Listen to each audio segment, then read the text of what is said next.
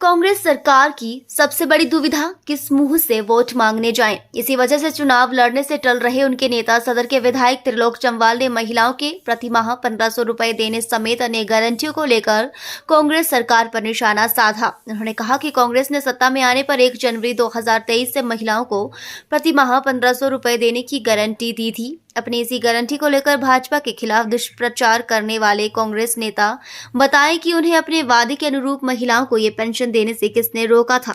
सच्चाई ये है कि कांग्रेस सरकार लगभग 16 माह के कार्यकाल में एक भी गारंटी पूरी नहीं कर पाई है। उनकी दुविधा ये है कि किस मुंह से वो वोट मांगने जनता के पास जाएंगे। इसी वजह से उनके नेता चुनाव लड़ने से इनकार कर रहे हैं।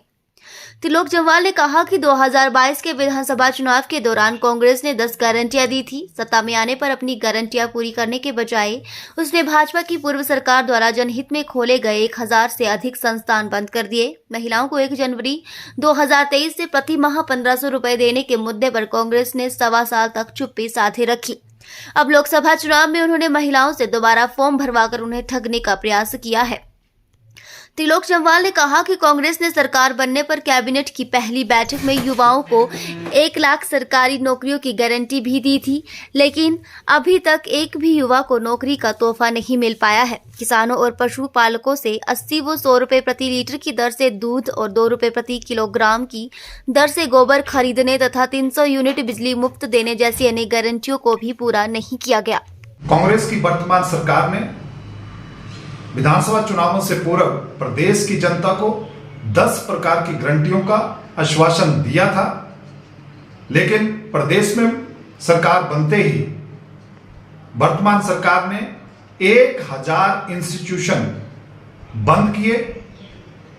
प्रदेश की जनता से वादा किया था कि हम महिलाओं को सरकार बनते ही 1 जनवरी 2023 से 1500 रुपए देंगे।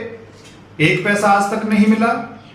प्रदेश के युवाओं से वादा किया था कि कैबिनेट की पहली बैठक में 1 लाख युवाओं को सरकारी नौकरी देंगे।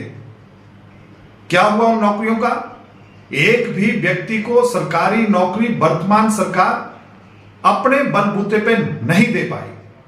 इन्होंने प्रदेश की मातृशक्ति से कहा था कि हम आपको 1500 रुपए के साथ साथ 2 रुपए किलो आपका गोबर खरीदेंगे, आपके पशुओं का, आपसे 100 रुपए लीटर गाय का भैंस का दूध और 80 रुपए लीटर गाय का दूध खरीदेंगे।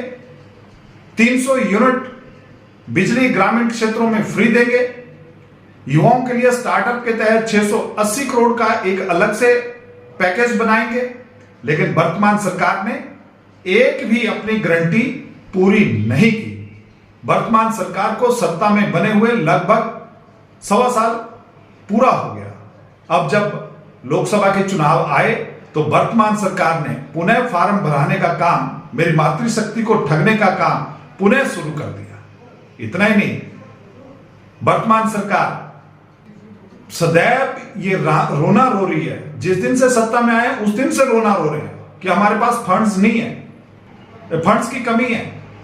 ये सत्ता में आने के बाद लगभग 15,000 करोड़ का लोन इन्होंने अपनी ऐशोप्रस्ती के लिए लिया।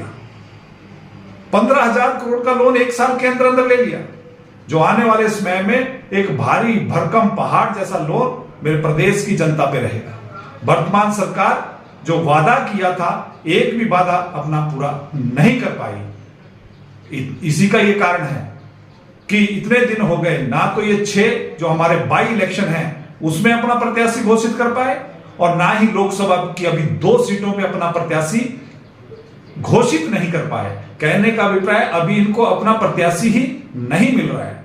हर किसी से आग्रह कर रहे हैं कि तुम चुनाव लड़ लो। तो ये वर्तमान सरकार की ये हालत है, क्योंकि प्रदेश की जनता जानती है कि वर्तमान सरकार ने प्रदेश के किसी भी वर्ग को छोड़ा नहीं है, सबके साथ छल किया है, धोखा किया है। तो अब किस मुंह से ये वोट मांगने के लिए पब्लिक के बीच में जाएंगे? इसलिए प्रत्येक व्यक्ति चुनाव लड़ने से इनकार कर रहा है। धन्यवाद।